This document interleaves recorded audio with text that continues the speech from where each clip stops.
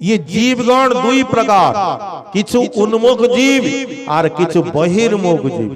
যারা বহির্মুখ তারা অনাদি বহির্মুখ, আর যারা উন্মুখ তারা সর্বদা উন্মুখ। তারা প্রকট হয় সঙ্গে সঙ্গে তারা ভগবানের দিকে চলে দিলেন।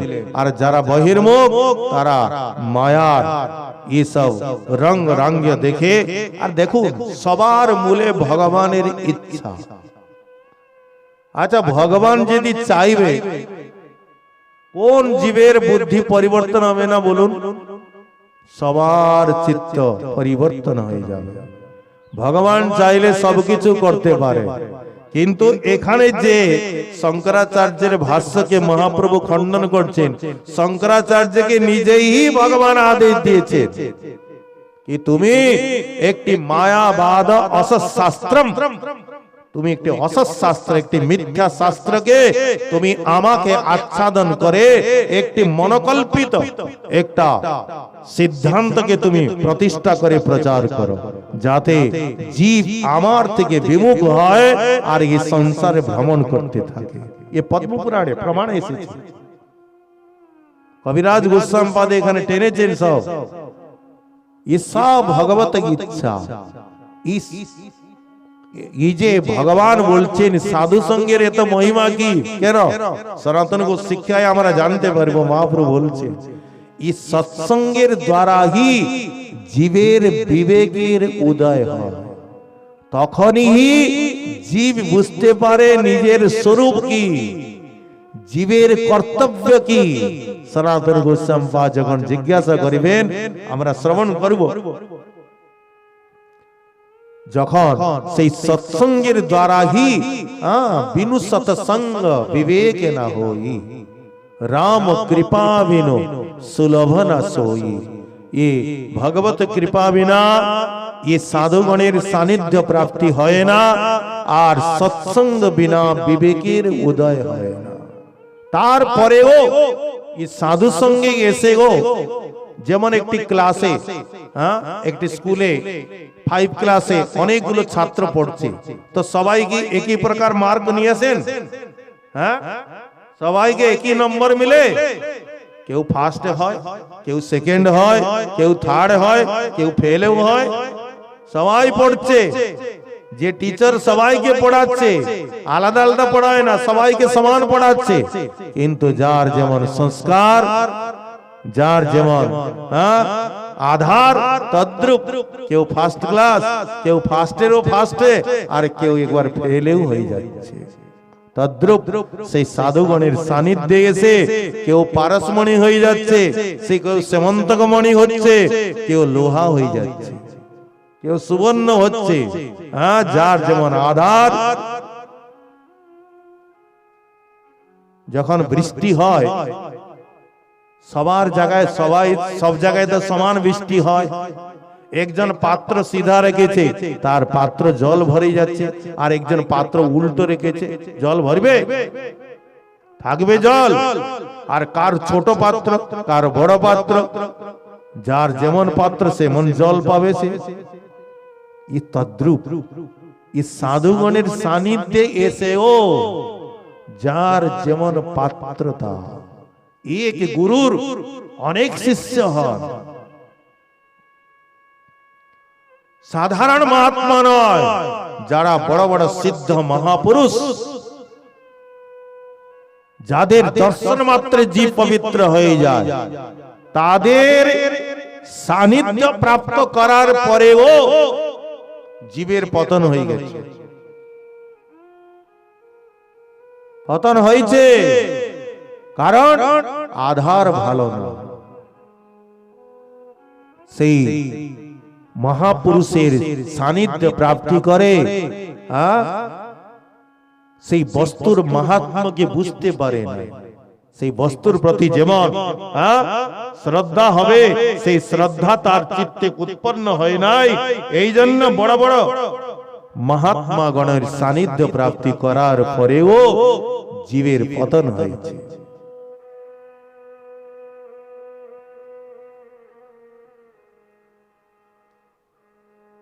শ্রী মহাপ্রভু প্রকাশানন্দ সরস্বতী পাদকে বলছেন কি দেখুন বেদান্ত কেন পাঠ করো না। প্রকাশানন্দ প্রশ্ন করলেন, মহাপ্রভু বললেন দেখুন ইয়ে শ্রী বেদব্যাস যা কিছু বেদান্ত সূত্রে রচনা করলেন বিলকুল মুখ্য বৃত্তি, তাকে মুখ্য বৃত্তি বলা হয়।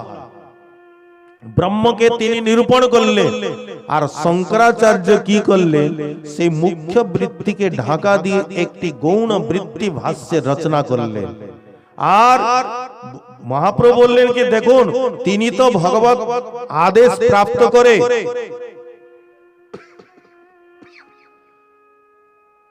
তাহার নাহিক দোষ ঈশ্বরাজ্ঞা পাইয়া গৌণ অর্থ কইল মুখ্য অর্থ আচ্ছা দিয়া। ঈশ্বর আজ্ঞা পাইয়া ভগবানের আদেশে তিনি গৌণ মুখ্য অর্থকে আচ্ছাদন করে একটি গৌণ অর্থকে তিনি প্রকাশ করলেন। উনার তো কেন দোষ নাই, কিন্তু যে শ্রবণ করিবে তারই সর্বনাশ হয়ে যাবে। তাহার শ্রবণে নাশ হয় সর্বকার্য। যে শ্রবণ করবে তার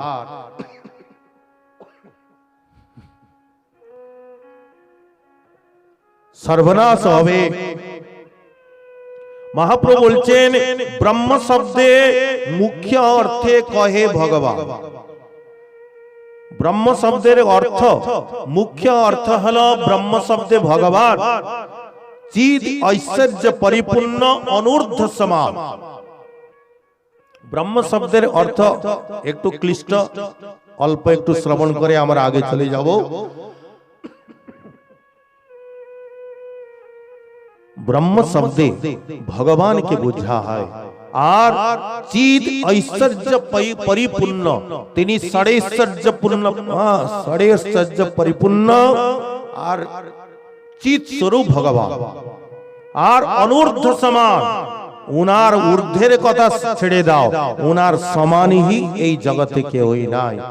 আর সেই ভগবানকে তাহার বিভূতি দেহ সব চিদাকার চিদ বিভূতি আচ্ছাদিতা হে কহে নিরাকার। সেই ভগবানকে যিনি ষড়ৈশ্বর্যপূর্ণ ভগবান, যিনি সর্বসমর্থ ভগবান,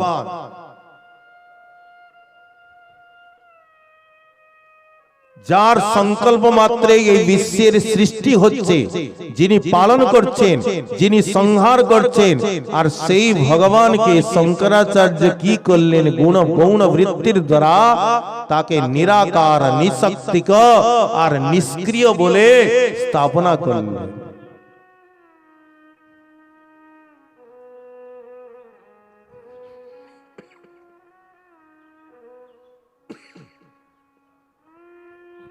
চিদানন্দ তেহ তার স্থান পরিবার, তারে কহে প্রাকৃত সত্যের বিকার।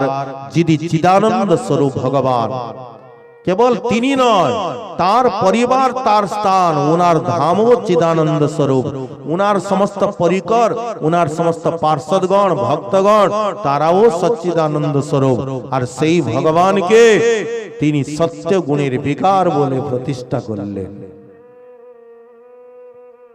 যে ব্রহ্ম সর্বশক্তিমান, উনাকে নিষ্ক্রিয় বলে তিনি স্থাপনা করলেন। আর ইয়ে মহাপ্রভু বললেন বিষ্ণু নিন্দা আর নাহি হার উপর প্রাকৃত করিয়া মানে বিষ্ণু কলেবর। ভগবানের শ্রী বিগ্রহকে প্রাকৃত মনে করা, প্রাকৃত সত্যগুণের বিকার মনে করা, এর থেকে আর বিষ্ণু নিন্দা কিছুই হইতে পারে না। ঈশ্বরের তত্ত্ব যেন জ্বলিত জ্বলন, জীবের স্বরূপ যাইছে স্ফুলিঙ্গের কণ। জীব তত্ত্ব শক্তি, কৃষ্ণ তত্ত্ব শক্তিমান, গীতা পুরাণ আদি ইথে পরমাণ।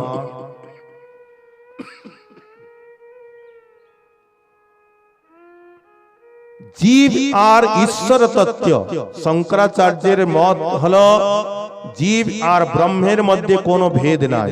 অহম ব্রহ্মাসি তত্ত্বমসি সো অহম, আমি সেই ব্রহ্মের অংশ। ব্রহ্মের মধ্যে আর জীবের মধ্যে কোনো ভেদ নাই। কিন্তু মহাপ্রভু বললেন জীব আর ঈশ্বর তত্ত্ব কভু নহে সম, জলদগ্নি রাশি যাইছে স্ফুলিঙ্গের কণ। জীব আর ভগবান এ কখনই সমান হইতে পারে না। মায়াধীশ মায়াবশ, জীব ঈশ্বরের ভেদ। ঈশ্বর হলেন তিনি মায়াধীশ মায়াপতি, আর জীব হল মায়াবশ। সেই জীব ঈশ্বর তত্ত্ব কি করে সমান হইতে পারেন? তাদের সমস্ত মতকে খণ্ডন করলেন। আর খণ্ডন করাতে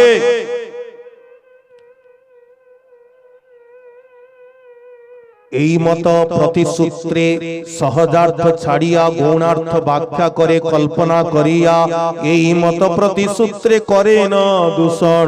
শুনি চমৎকার হইল সন্ন্যাসীর গণ।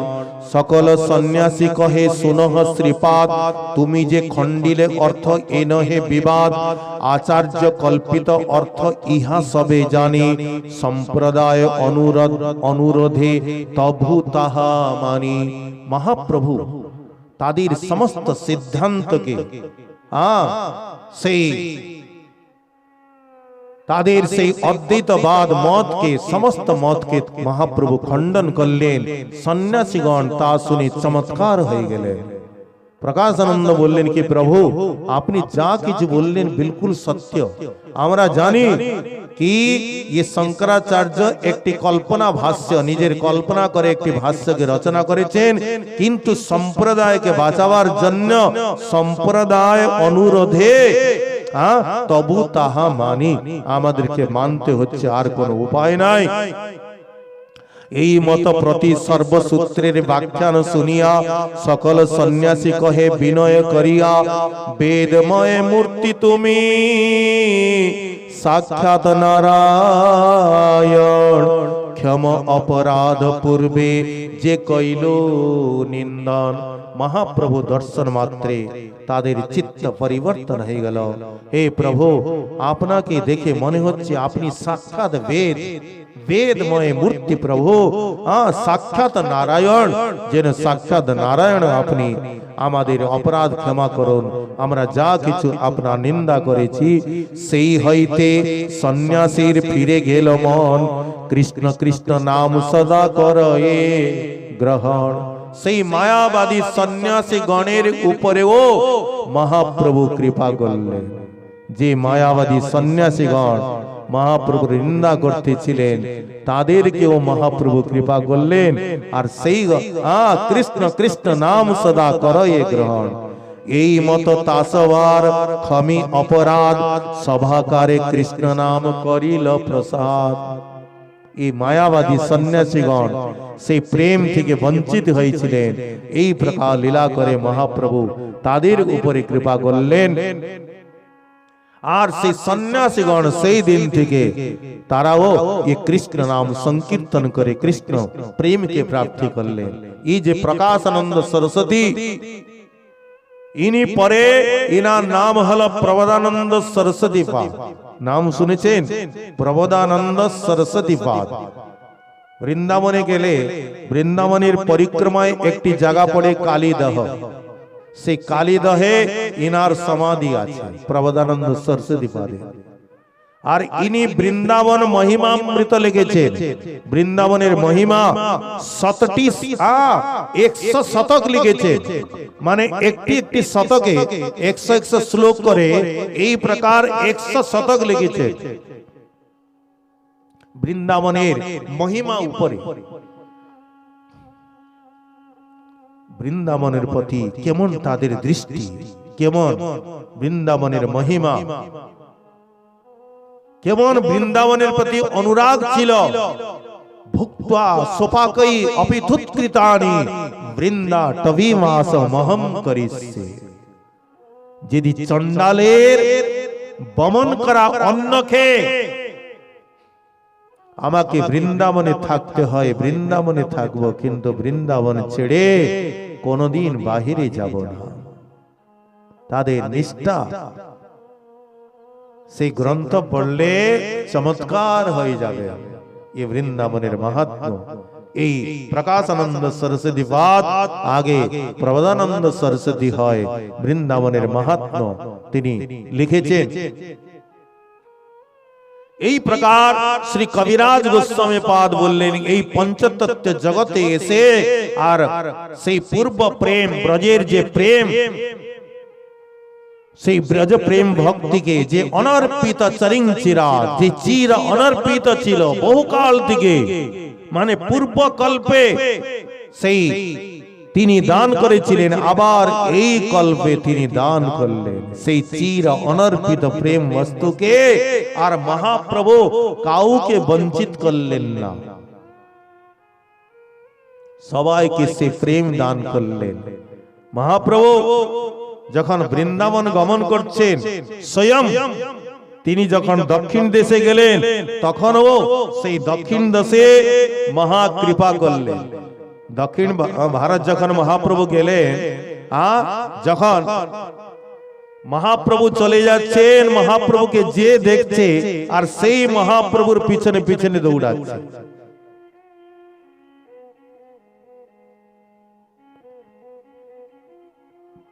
লোক দেখি পথে কহে বল হরি হরি।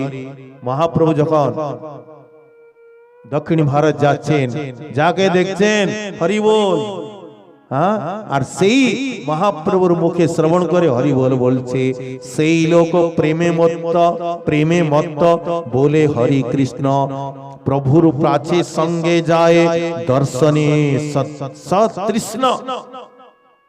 মহাপ্রভু যাকে বলছেন হরিবল বলে, আর সেই মহাপ্রভুর দর্শন মাত্রে প্রেমে মত্ত হয় আর হরে কৃষ্ণ নাম উচ্চারণ করছে, আর প্রভুর পিছনে পিছনে দৌড়াচ্ছে দর্শনে সতৃষ্ণ। কারণ দর্শন করে মহাপ্রভুর সেই অপূর্ব যে মূর্তি, তাকে দর্শন করে তৃষ্ণা শান্ত হচ্ছে না, সতৃষ্ণ হয়, তৃষ্ণাবান হয়, পিছনে পিছনে দৌড়াচ্ছে।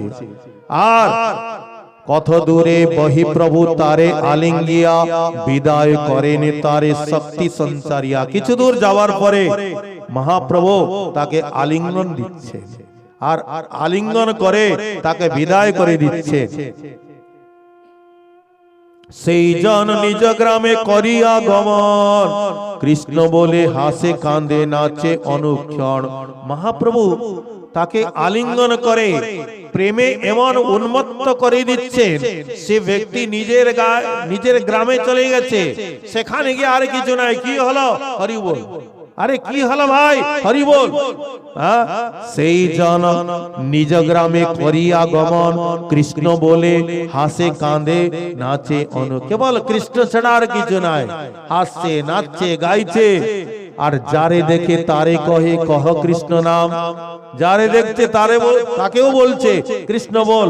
এই মত বৈষ্ণব কইল সব নিজ গ্রাম, পুরো গ্রামকে বৈষ্ণব করে ফেলল। মহাপ্রভু দেখলেন আমি কোন কোন গ্রামে যাব, সেই জন্য যাকে দেখছেন তাকে আলিঙ্গন দিচ্ছেন, প্রেমে উন্মত্ত করে দিচ্ছেন। সে যাচ্ছে, সে গিয়ে নিজের গ্রামকে পুরো বৈষ্ণব করে দিচ্ছে। আর সেই গ্রামে যে দৈব যোগে অন্য গ্রামের কোন লোক আসছে, সে বৈষ্ণব হয়ে যাচ্ছে, আর সে গিয়ে নিজের গ্রামকে বৈষ্ণব করে ফেলছে। আর সেই গ্রামে এই প্রকার পুরো দক্ষিণ ভারতকে মহাপ্রভু কৃষ্ণ প্রেম দিয়ে ধন্য করলেন। গ্রামান্তর হইতে দৈবে আইসে যতজন, তাহার দর্শন কৃপায় হয় তার সম, সেই যাই নিজ গ্রাম বৈষ্ণব করয়ে, অন্য গ্রামে আসি তারে দেখি বৈষ্ণব হয়, সেই যাই আর গ্রামে করে উপদেশ, এই মত বৈষ্ণব হইল সব দক্ষিণী দেশ। এই মত পথে যাইতে শত শত জন বৈষ্ণব করেন তারে করি আলিঙ্গন। যেই গ্রামে রহি ভিক্ষা করেন যার ঘরে, আর সেই গ্রামের যত লোক আইসে দেখিবারে। প্রভুর কৃপায় হয় মহাভাগবত, সেসব আচার্য হইয়া তারিলা জগত। মহাপ্রভুকে একবার যে দর্শন করছে সেই আচার্য হয়, তারাও সেই জগতের কল্যাণ করছে সবাইকে। তাকে যে দেখছে সেও এই মত কইলা যাবত গেলা সেতু, এই মত কইলা যাবত গেলা সেতু বন্ধে। সর্বদেশ বৈষ্ণব হইলা প্রভুর সম্বন্ধে। সেই সেতুবন্ধ পর্যন্ত মহাপ্রভু সকলকে বৈষ্ণব করে ফেললেন। নবদ্বীপে যেই শক্তি না কইল প্রকাশে, সে শক্তি প্রকাশে নিস্তারিল দক্ষিণ দেশ। এই প্রকার মহাপ্রভু স্বয়ং তিনি যখন দক্ষিণ ভারতে গেলেন, তখন সমস্ত সেই দক্ষিণ ভারতের গ্রাম থেকে গ্রামান্তরে সবাইকে তিনি প্রেম দান করে আর ধন্য করলেন। আর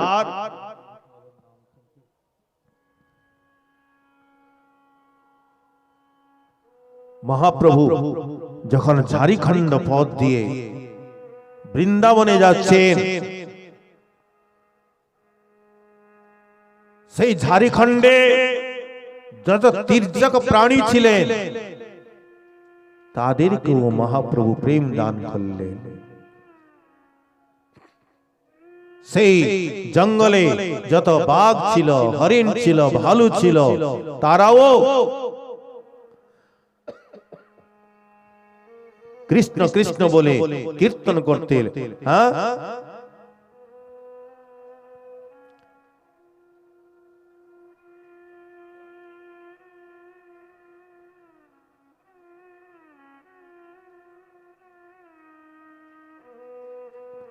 नाचे कूदे व्याघ्रगण मृगगण संगे, बलभद्र भट्टाचार्य देखे अपूर्व रंगे। बाघ और मृग हरिण एक ही संगे नृत्य करछे। व्याघ्र मृग अनन्य करे आलिंगन, मुखे मुख दिया करे चुम्बन। তারাও একসঙ্গে আলিঙ্গন করছেন মহাপ্রভু। সেই বাঘ, ভালো, হরিণ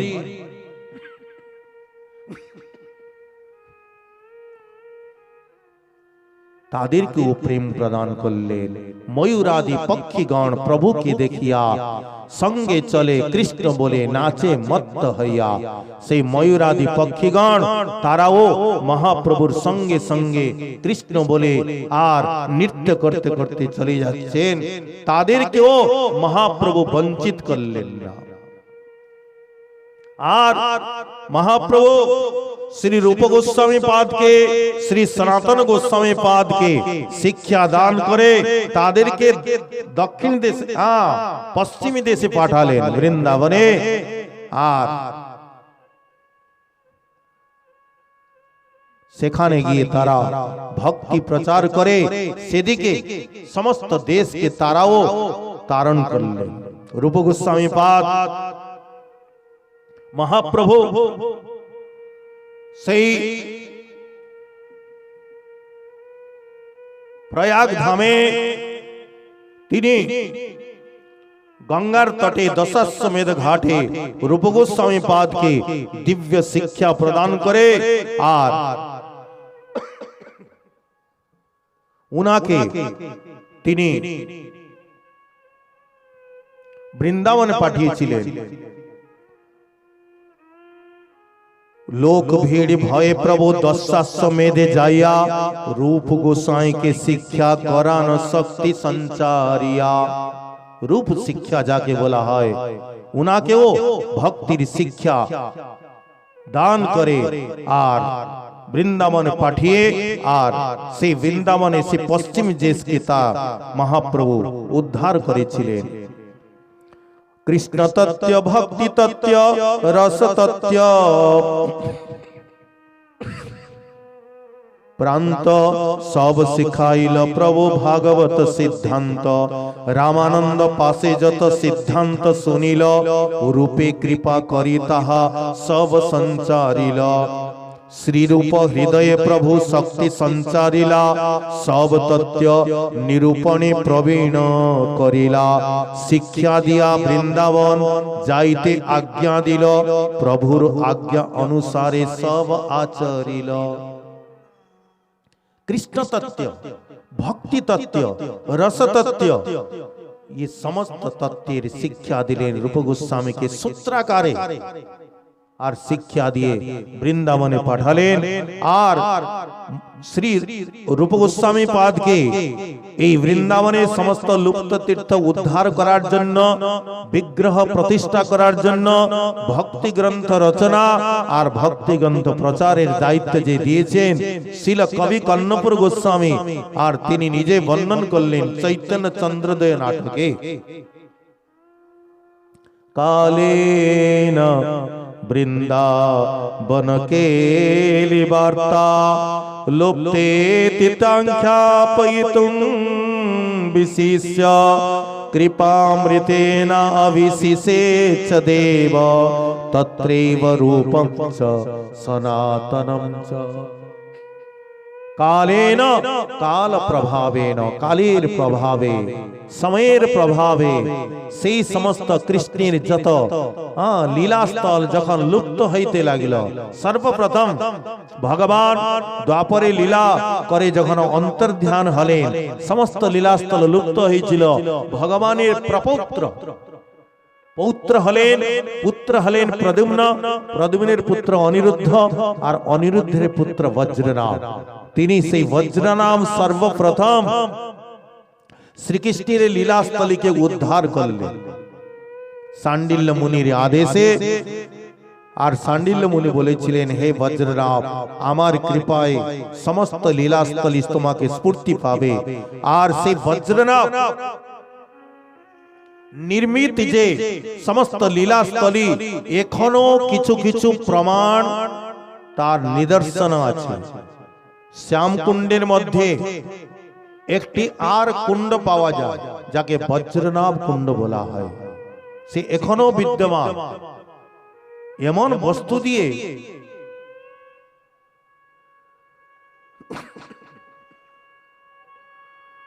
তাকে নির্মাণ করা হয়েছে।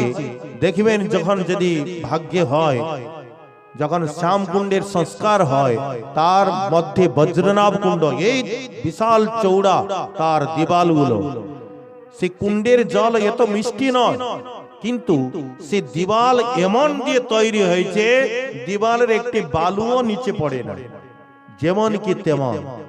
আপনারা দেখবেন যেমন তেল লাগানো আছে। এখনো বজ্রনাভ নির্মিত কিছু श्री मानसी गंगा ऊपरे हरिदेव जी महाराज, ये वज्रनाभ प्रतिष्ठित ये मंदिर। मथुराय श्री द्वारकाधीश मंदिर और विश्राम घाट श्री गोपेश्वर महादेव, भूतेश्वर महादेव, ये समस्त मंदिर, बलदेव, ये सब वज्रनाभ प्रतिष्ठित ये सब मंदिर, तार निदर्शन एखनो आछे। तत्पश्चात जखन সেই সমস্ত লীলাস্থল লুপ্ত হইতে লাগিল, শ্রীমন মহাপ্রভু রূপ গোস্বামীকে, সনাতন গোস্বামীকে, লোকনাথ গোস্বামী, ভূগর্ভ গোস্বামী আদি গোস্বামীগণকে পাঠিয়ে সেই পুনঃ লীলাস্থলীকে সব প্রকাশিত করলেন আর ভক্তি তত্ত্বের নিরূপণ করলেন। ভক্তি রসামৃত সিন্ধু গ্রন্থ যখন শ্রী রূপ গোস্বামী পাদ বর্ণন করছেন, তিনি নিজেই আর সেখানে প্রথমে মঙ্গলাচরণ লিখছেন, হৃদি যস্য প্রেরণয়া প্রবর্তিতহম বরাক রূপোপি। আমি বরাক মানে অত্যন্ত ক্ষুদ্র, আর ইয়ে হলো ভক্তি রসামৃত সিন্ধু, ये भक्ति रसेर सिंधु, और आमी एकटी क्षुद्र जीव, किन्तु हृदय जस्य प्रेरणाया, हृदय जार प्रेरणाय प्रवर्तित हम, सेई सिंधु की रचना करार जन्य आमी प्रवर्तित हয়েছি। তস্য হরে পদকমলম বন্দে চৈতন্য দেবস। সেই শ্রীমন মহাপ্রভুর চরণ কমলকে আমি বন্দনা করছি। উনার প্রেরণায় আমি এই ভক্তি রসের যে সিন্ধু তার বর্ণনায় আমি অগ্রসর হয়েছি। মহাপ্রভু সেই রূপ গোস্বামী পাদের চিত্তে এই ভক্তির সঞ্চার করে এই সমস্ত লীলাস্থলীকে প্রকাশিত করলেন আর সমস্ত রসতত্ত্ব তার নিরূপণ করলেন। মহাপ্রভু বলছেন, এই মত কর্ণপুর লিখে স্থানে স্থানে প্রভু কৃপা কইল জৈছে রূপ সনাতনে। মহাপ্রভুর যত বড় বড় ভক্ত মাত্র রূপ সনাতন সভার কৃপা গৌরব পাত্র। সবাই মহাপ্রভুর যত পার্ষদগণ আছেন সবাই এই ষড়গোস্বামী আর বিশেষ করে রূপ সনাতনের সবাই মানে প্রিয় পাত্র, সবাই ইনাদেরকে ভালোবাসেন, কারণ এদের আচরণ সেই প্রকার ছিল। মহাপ্রভুর বিশেষ কৃপা ছিল। কেহ যদি দেশে যায় দেখি বৃন্দাবন, তারে প্রশ্ন করেন প্রভুর পারিষদগণ। কেউ যদি বৃন্দাবন দর্শন করে নীলাচলে যায়, গৌড়মণ্ডলে যায়, তখন গৌড়মণ্ডলের ভক্তগণ, নীলাচলের ভক্তগণ একটি প্রশ্ন করে, তোমরা বৃন্দাবনে গিয়েছিলে? বলে হ্যাঁ। বলে সেখানে আমাদের রূপ সনাতন কেমন আছেন বলো। হ্যাঁ, তারা একটি প্রশ্ন করেন, কহ তাহা কইছে রহে রূপ সনাতন, কইছে রহে বৈরাগ্য, কইছে ভোজন। কেমন তারা, তাদের বৈরাগ্য কেমন, তাদের ভোজন কি ভোজন করেন, কেমন তারা থাকেন। তখন তারা বলেন, কইছে অষ্টপ্রহর করেন শ্রীকৃষ্ণ ভজন। কেমন তারা শ্রীকৃষ্ণের অষ্টপ্রহর, এক মিনিট খালি নয়, অষ্টপ্রহর শ্রীকৃষ্ণের ভজন করেন। তবে প্রশংসিয়া কহে সেই ভক্তগণ। তখন তারা প্রশংসা করে সেই ভক্তগণ বলেন, হ্যাঁ কি বলেন, অনিকেতনা দোহে রহে যত বৃক্ষ।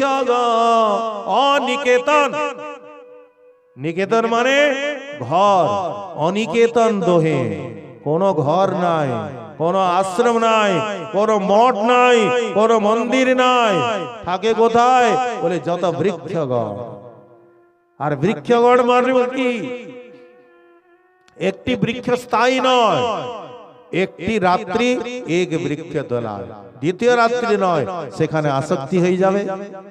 সেই জন্য এক এক রাত্রি অনিকেতন দোহে রহে যত বৃক্ষগণ, এক এক বৃক্ষের তলে এক এক রাত্রি শয়ন। সেই বৃক্ষের প্রতি আসক্তি হয়ে যাবে, সেখানেও মোহ উৎপন্ন হবে। এই জন্য এক রাত্রি এক বৃক্ষ তলায় শয়ন, দ্বিতীয় রাত্রি দ্বিতীয় বৃক্ষ তলায়, এমন তাদের বৈরাগ্য। বিপ্র গৃহে স্থূল ভিক্ষা কাহা মাধু করি, শুষ্ক রুটি চানা চাবায় ভোগ পরিহরে। বিপ্র গৃহে স্থূল ভিক্ষা, স্থূল ভিক্ষা মানে আটা ভিক্ষা।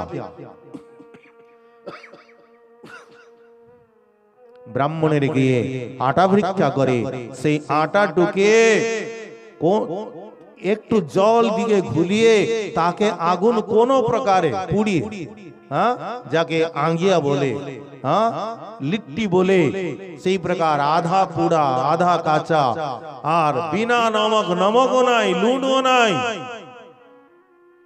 সেইটাকে ঠাকুরকে ভোগ দিয়ে আর সেইটাকে পেয়ে আর রাত্রে পাতা জ্বালিয়ে তারা গ্রন্থ লিখতে। সারা দিন ভজন আর রাত্রে গ্রন্থ লেখা, এ তো কঠোর বৈরাগ্য। সনাতন গোস্বামী মদন মোহনকে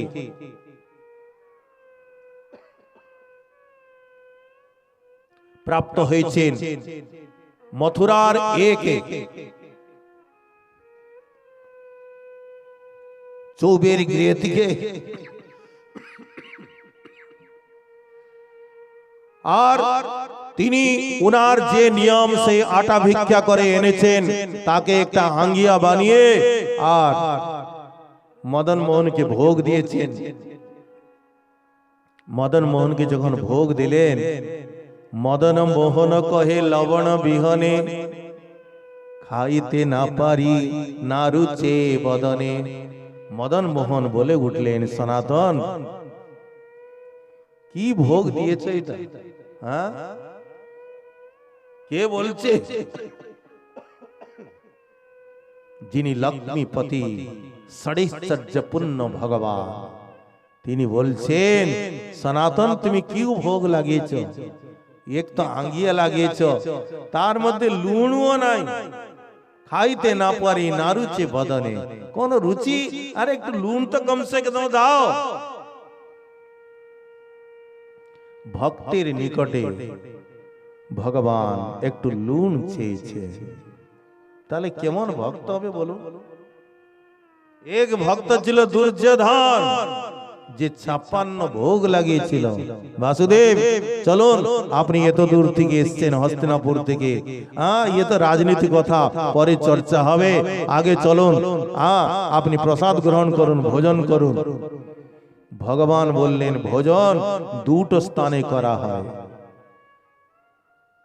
এক তো যেখানে প্রেম থাকে সেখানে ভোজন হয়, আর যেখানে ক্ষুধা থাকে সেখানে ভোজন হয়। এখানে না প্রেম আছে না ক্ষুধা আছে। আমার মধ্যে ভুখ নাই, খিদা নাই, আর তোমার মধ্যে প্রেম নাই। দুর্যোধনের 56 ভোগের প্রতি ভগবান তাকালেন না, আর বিনা নিমন্ত্রণে বিদুরের এখানে গিয়ে তিনি সেই শাক ভাত কলার ছিলকা ভোগ লাগাচ্ছেন।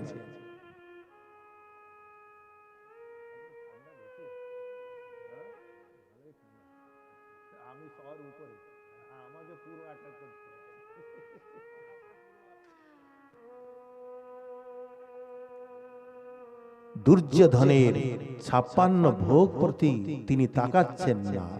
সনাতন গোস্বামীর নিকটে একটু লুণ চেয়েছেন, আর একটু লুণ তো দাও। সনাতন মদন মোহন কহে লবণ বিহনে, খাইতে না পারি না রুচে বদনে। আরে কোন রুচি নাই, একটু লুণ দাও। পরের দিন সনাতন গোস্বামী একটু কোথা থেকে লুণ মেঘে এনেছে, আজকে লুণ দিয়েছেন। আজকেও মদন মোহন বলছেন কি, সনাতন লুণ তো দিয়েছ, আজকে তো একটু স্বাদ তো হয়েছে, কিন্তু একটু মাখন তো লাগিয়ে দাও, একটু ঘি লাগিয়ে দাও, একটু রাবড়ি নিয়ে আসো। সনাতন কেমন সে ভক্ত, যার কাছে ভগবান একটু লুণ চাইছেন, একটু মাখন চাইছেন। আমরা কত কিছু ভোগ লাগাই, ভগবান দেখেন? ভগবান স্পর্শ করেন না। তাদের প্রীতি কেমন, তাদের প্রেম কেমন, যাদের কাছে ভগবান একটু লুণ চেয়েছে, সে প্রীতি এমন। ভক্তের দ্রব্য প্রভু কেড়ে কেড়ে খায়, অভক্তের দ্রব্যের প্রতি ফিরিয়ে আনা চায়। সুদামা 4 মুঠি চিড়া নিয়ে গেছিলেন ভগবান দ্বারকাধীশের নিকটে। তিনি সংকোচ করে যখন সুবর্ণের দ্বারকাপুরী দেখলেন, সুবর্ণের দ্বারকাকে দেখে আর এদিকে চিড়ার পটলি, তো দিবেন কি করে, দিতে পারছেন না, সংকোচ বস। কি করে দেব? দ্বারকাধীশ বারবার বলছেন, সুদামা কি এনেছে দাও, কি এনেছে দাও। তুমি যেমন গুরুকুলে আমার ভাগটা খেয়েছিলে, আজকেও খাবে নাকি? আমার ভাগটা আমাকে দাও। আমার বৌদি কি পাঠিয়েছে, কিন্তু সুদামা বের করতে পারছেন না। ভগবান বলছেন, হে সুদামা, তুমি আমার স্বভাবটাই জানো না, কি আমাকে উত্তম বস্তু দিলে আমি প্রসন্ন হব তা নয়। পত্রম পুষ্পম ফলম তোয়ম যোমে ভক্ত্যা প্রয়চ্ছতি। আমার এক নিষ্কিঞ্চন ভক্ত, যার নিজের বলে কিছুই নাই, সেই নিষ্কিঞ্চন ভক্ত যখন একটু জল, একটি তুলসী পাতা আমাকে দেয়, তখন আমি নিজেকেও তার কাছে বিক্রি করে ফেলি। সেই ভক্তের নিকটে একটি পাতা, একটি পুষ্প, একটু জল, একটা ফল যখন দে, তার ভক্তির নৈবেদ্যকে আমি অশ্নু ভোজনে, ভগবান বলছেন না আমি গ্রহণ করি, আমি ভোজন করি। এত কিছু বলার পরে